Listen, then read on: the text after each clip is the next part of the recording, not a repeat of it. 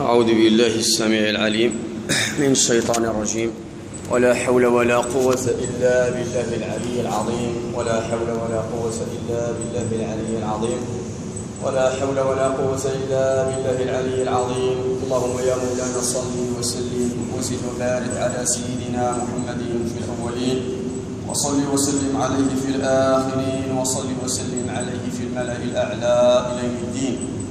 اللهم لا علم لنا إلا ما علمتنا إنك أنت العليم الحكيم. رب اشرح لي صدري ويسر لي أمري واحلل عقدة من لساني يفقهوا قولي. اللهم ارزقنا طريق الاستقامة لا نزيغ عنها أبدا، وأخرجنا من ذل المعصية إلى عز الطاعة، وافتح علينا فتحا من عندك يا أرحم الراحمين يا رب العالمين. الجمع الكريم طبتم وطاب ممشاكم وتبوأتم من الجنة مقعدا. أحييكم بتحية أهل الجنة، جعلني الله وإياكم من أهلها ومساكنها. وتحية أهل الجنة السلام، فالسلام عليكم ورحمة الله تعالى وبركاته. وتقبل الله صيامنا وصيامكم وقيامنا وقيامكم بمزيد من الأجر والثواب والمغفرة إن شاء الله تبارك وتعالى. نواصل مع تلكم السلسلة المباركة المتعلقة بأحكام الصيام،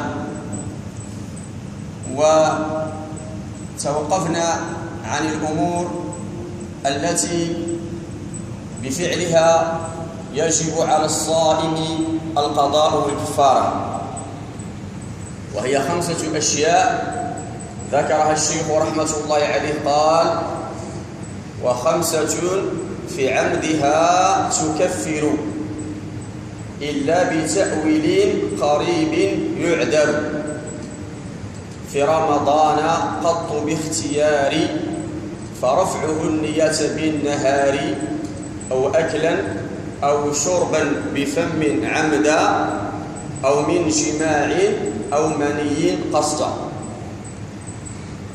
هذه الأشياء 5 إذا فعلها الإنسان أو الصائم في نهار رمضان متعمدا وجب عليه القضاء والكفارة، يقضي ذلك اليوم ثم يكفر. ودليل الكفارة ما رواه مسلم في صحيحه عن أبي هريرة أن رجلا جاء إلى النبي صلى الله عليه وسلم وقال: هلكت يا رسول الله. قال: وما أهلكك؟ قال: وقعت على أهلي أو امرأتي في نهار رمضان. فقال عليه الصلاة والسلام: هل عندك ما تعتق به رقبة؟ قال: لا. قال: أو تستطيع أن تصوم شهرين متتابعين؟ قال: لا. قال: أو تطعم 60 مسكينا؟ قال: لا. أو كما قال عليه الصلاة والسلام. فهذا التشريع وهذا الحكم جاء لمن انتهك حرمة الشهر بالجماع، وعليه قاس العلماء من انتهكه بالطعام والشراب، فقالوا إذا كان من أفسد يومه بالجماع يكفر، فمن باب أولى أن يكفر كذلك من أهتك رمضان يعني الأكل والشرب. قال: و5 في عمدها تكفر، يعني تجب فيها القضاء والكفارة إلا بتأويل قريب يعذر. هنا الاستثناء، عندنا بعض الناس قد يفطرون أو يفعلون أحد هذه 5 في رمضان، ولكن لا نلزمهم الكفارة بل نلزمهم القضاء فقط. ومن هم أصحاب التأويل القريب. الفقهاء يقسمونهم إلى أصحاب التأويل القريب وأصحاب التأويل البعيد. وما معنى التأويل؟ التأويل من معانيه التفسير، والتأويل هو صرف ظاهر اللفظ، هو صرف اللفظ عن ظاهره لموجب، هو صرف اللفظ عن ظاهره لموجب. فإن استند إلى دليل وكان له موجب فهو تأويل قريب، وإن لم يستند إلى دليل ولم يظهر موجبه فهو تأويل بعيد. وباختصار أصحاب التأويل القريب هذا أعملوا فكرهم واجتهدوا ولكن لم يفهموا النصوص على الوجه الأكمل. وفي هذا تشجيع من الإسلام إلى أتباعه بأن يحاولون إعمال فكرهم، إعمال الفكر ويعني التفكير واستخدام العقل، دعوة للاستنهاض بعقول الناس. اجتهدوا ولكن لم يصيبوا في اجتهادهم، ومع ذلك لما لم يصيبوا لم يلزمهم الشارع بالكفارة، أعذرهم لقصر باعهم في الاجتهاد، ومع ذلك قلت لم يلزمهم الكفارة. ففي هذا تشجيع على استعمال الفكر والاجتهاد. وأصحاب التأويل القريب نعطي عليهم مثال كمن رأى هلال شوال نهارا فظن أنه هلال شوال فأفطر.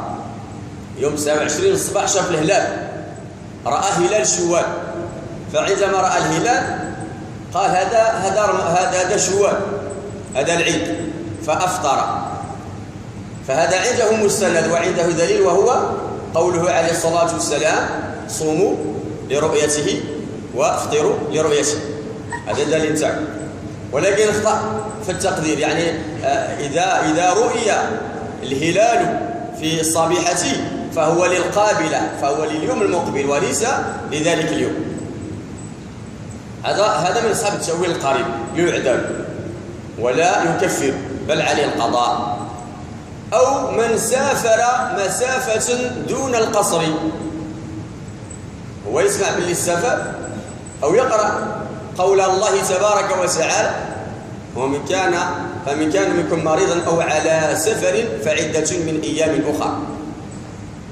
فالإلمام الفقهي بالمسافة التي يقصر فيها أو يفطر فيها المسافر لا علم له بها، ولكن يعلم أن المسافر يفطر، له الرخصة في الأكل والشرب جواز، فأفطر. يعني سافر مسافة دون القصر فأفطر، سافر 3 كيلو ولا 10 كيلو وافطر، قال لي مسافر. هذا مجتهد، هذا مجتهد ومتأول وتأويله قريب، فعليه القضاء دون الكفار، وهو مطالب تعلم الفقه. كذلك من صوره الصورة الثالثة: مسافر وصل إلى بيته قبل الفجر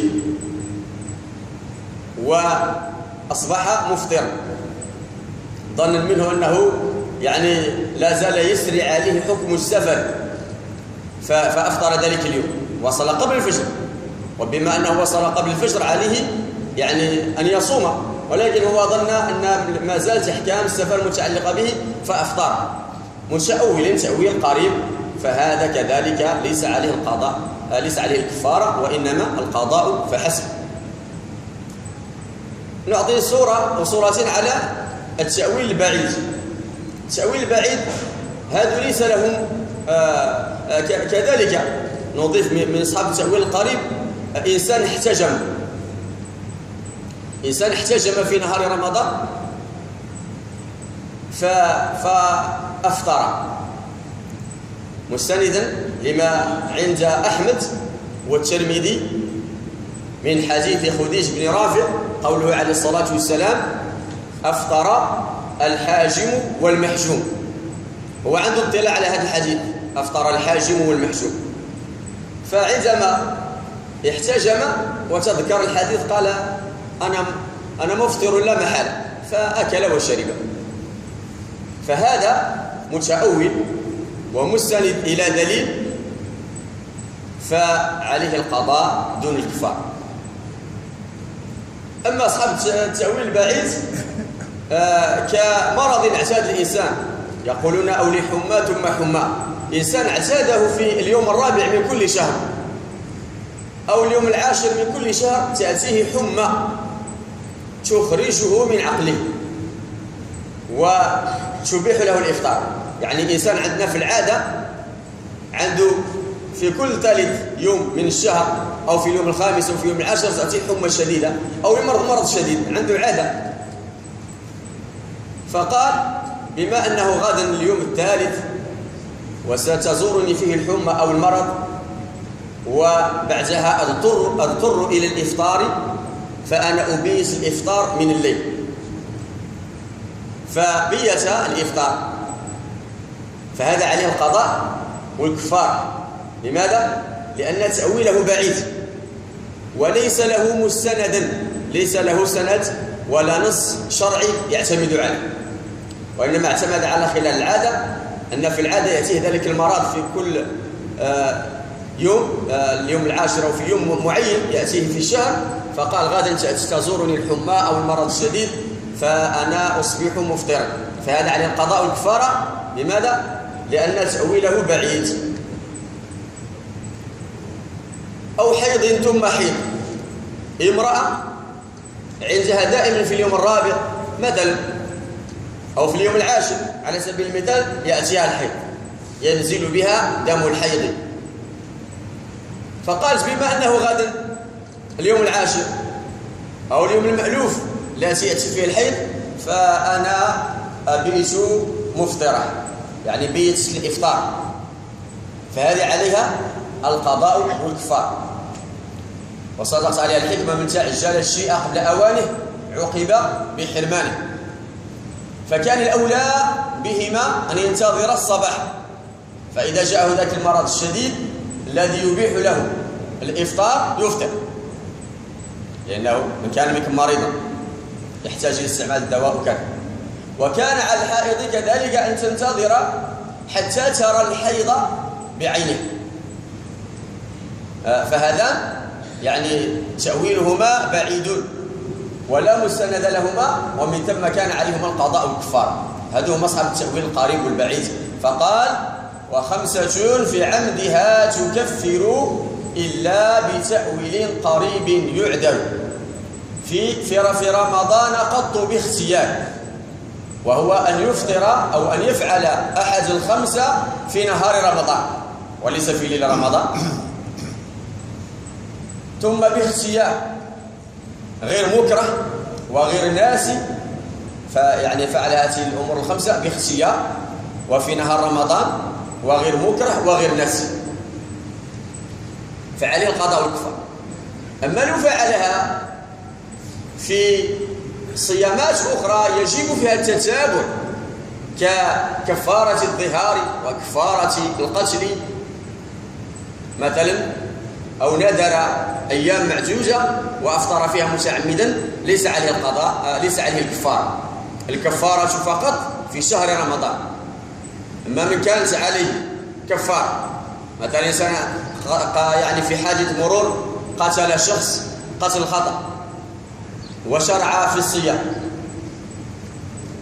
وأفطر من غير عذر يعيد من الأول، يعيد من الأول، ولو بقي له يوم واحد يتم 60 يوم وأفطر متعمدا يعيد من الأول، ولكن لا نقول عليه القضاء والكفارة، لا نلزمه الكفارة وهي صيام شهرين.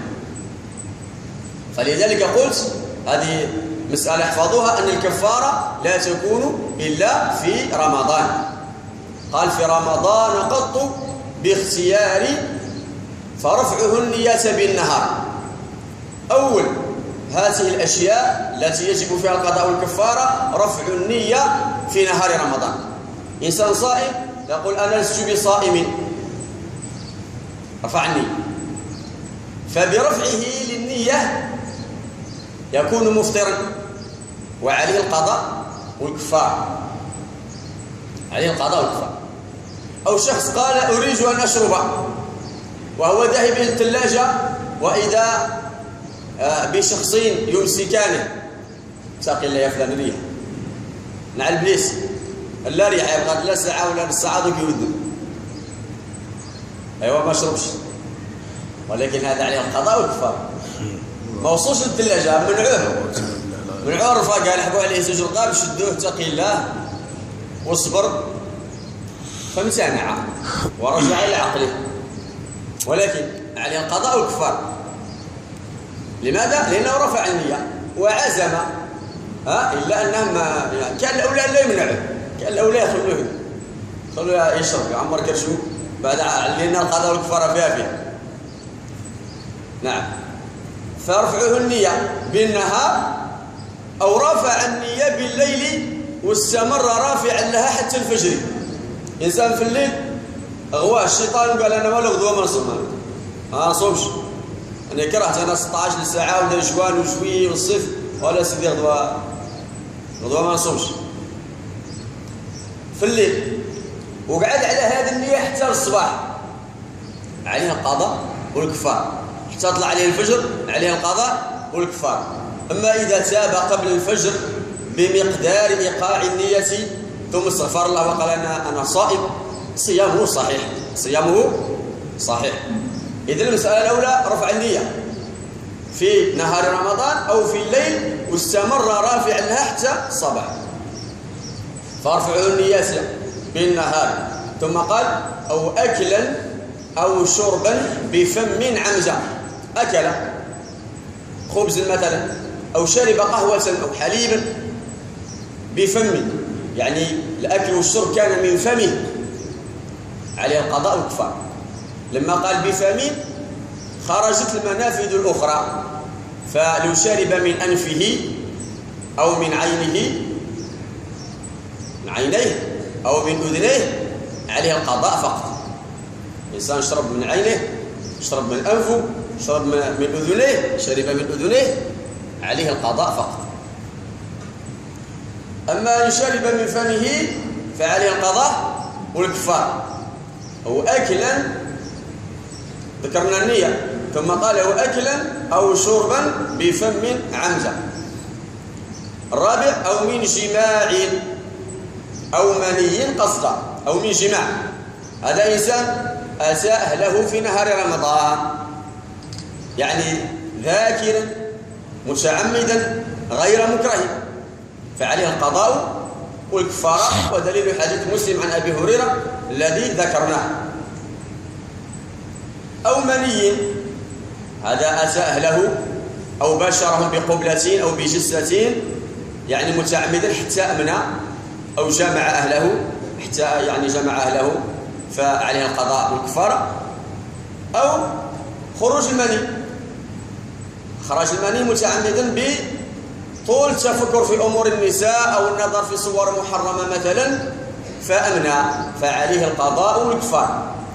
أما إذا خرج المني لنظرة بسيطة أو لأول وهلة أو من غير طول التفكير فعليه يعني قلنا عليه القضاء فقط. ولكن نحن نتكلم على من استدام يعني في هذه المسألة حتى أمنى، فعليه القضاء والكفارة. هذه هي الخمسة التي فيها توجب علينا القضاء والكفارة. تكون في نهار رمضان، يكون الإنسان متعمدا وذاكرا وقادرا وغير مكره، تجب عليه القضاء والكفارة. فهذه الكفارة ما هي؟ الكفارة هي أحد ثلاثة أشياء. قال وهي على التخيير، إما أدى 60 مسكينا لكل مدة، أو صام شهرين ولاء نسقا، أو مؤمنا رقا سليما اعتقا. هذه الكفارة تتمثل في أحد ثلاثة أشياء، وهي على التخيير إما أدى 60 مسكينا. الأفضل عندنا المالكية الإطعام، يطعم 60 مسكين، كل مسكين مدا، يعني من الحبوب المعروفة، القمح والشعير والتمر، يعني الزرع يعني إلى غير ذلك، الأرز. ف60 مسكين. عندنا في المذهب يعني هي على التخيير، ليس عندنا على الترتيب، وإنما هي على التخيير. والمستحب عند المالكية الإطعام، يطعم 60 مسكين مد.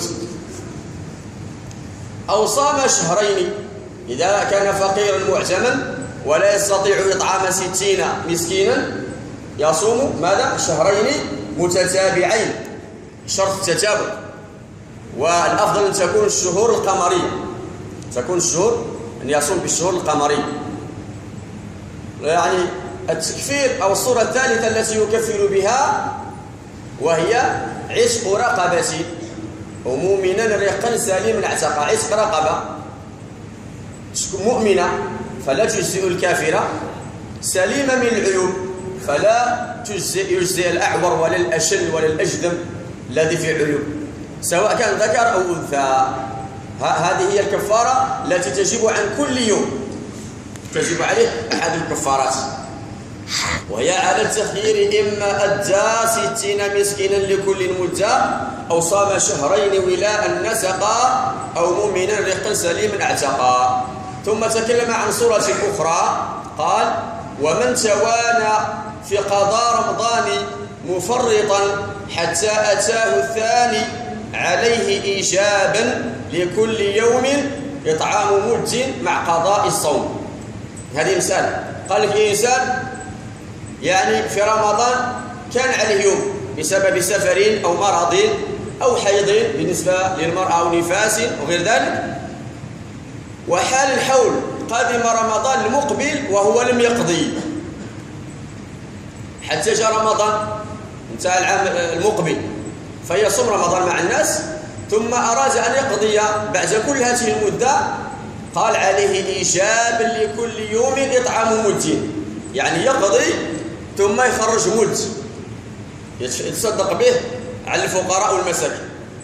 وهذا مذهب الجمهور من المالكية والشافعية والحنابلة، عدا الأحناف لا يوجبون فدية. والفدية هذه على من توانى في قضاء رمضان. قال صاحب الشوكاني في نيل الأوطار قال: لم يرد بها دليل من النبي صلى الله عليه وسلم حديث صحيح. ذهب مذهب الأحناف. وصاحب المغني يقول: ذكر ذلك يعني وجوب الإطعام بالنسبة لمن توانى في قضاء رمضان وتساهل حتى لحق عليه رمضان المقبل. قال: ذكر هذا عن ابن عباس وابن عمر وأبي هريرة، كانوا يأمرون الناس بالإطعام، ولا شك هؤلاء ثلاثة أحبار الأمة وعلمائها. ثم لم ينكر أحد من الصحابة عليهم هذه الفتوى، وهذه الفتوى في الحقيقة من الأشياء التي لها حكم الرفع، لأنها لا تأتي من ذهن الصحابة. الصحابي ليس مشرع حتى يشرع هذه الفتوى، لا شك أنهم سمعوها من النبي صلى الله عليه وسلم. فالمتساهل في قضاء رمضان يصوم في العام المقبل ويطعم عن كل يوم مد، يعني حفنة من أرز أو غير ذلك. ومن توانى في قضاء رمضان مفرطا، يعني مفرط ومتكاسل حتى أتاه الثاني، هو آثم في الحقيقة، عليه إثم، حتى أتاه الثاني عليه إيجابا لكل يوم إطعام مد مع قضاء الصوم. ثم قال: كمرضع خافت على الرضيع. ومن أمثلة ذلك يعني من الأمور التي على الإنسان يقضي فيها ثم يخرج الفدوة أو الفدية: المرضع والحامل. قال: كمرضع خافت على الصغير ولم يكن ثم غنى للضير، أو لم يكن طفل سواها يقبل، أو حامل تخشى على من تحمل. قال: إذا كانت امرأة مرضع وخافت أن وليدها يتضرر بحليبها، يعني كان بعض النساء ربما في فترة الصيام يكون حليبها مضرا للطفل، تستطيع أن ترضع هي، ولكن حليبها فيه ضرر بسبب إمساكها عن طعام الشرب، فلا ترضعه ما يضره، فتفطر من أجله. إذا كانت مفطرة لا يضر، أو ليس بها حليب، وهذا خاصة في الزمان القديم. اليوم البدائل موجودة والحليب موجود، اليوم البدائل موجودة، ولكن هي ليست بدائل بمعنى الكلمة الحقيقة. يعني قال جل وعلا: وإن تعاسرتم فسترضع له أخرى. يعني الأفضل هو حليب الأم، يزيد في العاطفة وفي العقل وفي القوة الجسدية. الأفضل المرأة ترضع ولدها من صدرها، ترضعه الحنان والعطف والمحبة. وقال جل وعلا فسترضع له أخرى. إذا كان مغلوب عليه باش ترضعوا، شوفوا له امرأة ثانية ترضعوا، حليب إنسان. وكان في زمن النبي ما كانش الحليب هذا تاع المعلبات، ولكن كاين الماعز والناقة. كان بإمكانه أن يقول ارضعوا له معزة أو ناقة بهذه الوجوه، ولكن يشير القرآن إلى الأفضل وهو حليب الإنسان، فيه ذكاء، فيه عقل، فيه رحمة، وفيه عاطفة.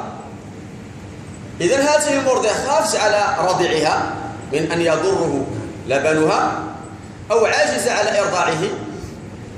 الشرط الثاني لا يقبل غيرها من الناس. إذا كان يقبل غيرها وغيرها قادرة على أن ترضع ولدها أو مات لها ولد وقادرة على إرضاعه، بهذه الشروط لا تفطر، وإنما تعطيه لمن ترضعه. ولكن إذا كانت هي عاجزة أو حليبها يضره أو لا يقبل غيرها من النساء، حينها ماذا تفعل هذه المرضع؟ تفطر ثم تقضي. وعندما تقضي تخرج مد عن كل يوم، لم يحل عليها الحل ولم تقضي، قضت قبل انقضاء الحول في خلال شهر أو شهرين قضت، ولكن الفدية لأنها أفطرت من أجل رضيعها. الفرق بين المرض الحقيقي والمرض الحكمي. المرضع ليست مريضة حقيقة، وإنما مريضة حكما. كذلك الحامل هي ليست مريضة حقيقة ولكن حكما، يعني تفطر من أجل جنينها، فلذلك يعني ألزمت بالفدية. كمرضع خافت على الصغير أو لم يكن ثم غنى للضير أو لم يكن طفل سواها يقبل. ثم قال أو حامل تخشى على من تحمله. المرأة الحامل إذا خافت على جنينها الهلاك أو المرض تفطر، يباح لها الإفطار. الحامل، والحمل يبدأ من شهر حتى ل9 أشهر، خاصة إذا قال لها الطبيب يعني صيامك يؤثر على جنينك، على الجنين، فلها أن تفطر. ولكن ما ذهب عليه الشيخ ضعيف. الحامل عليها القضاء وليس عليها يعني الفدية، بخلاف المرضع فالراجح في المذهب المرضع عليها القضاء والفدية، ولكن الحامل عليها فقط القضاء، وكأنها في مريضة حقيقة. نعم. وحامل تخشى على من تحمل. ثم قال ويستحب فدية للهرم أو عطش كلاهما لم يصم. هذا الذي سنتكلم عليه إن شاء الله تبارك وتعالى في حينه. أقول قولي هذا وأستغفر الله لي ولكم فاستغفروه إنه كان غفارا، والحمد لله رب العالمين. لا أنسى جمع التبرعات لهذه الجمعة المقبلة. أقول قولي هذا والحمد لله رب العالمين.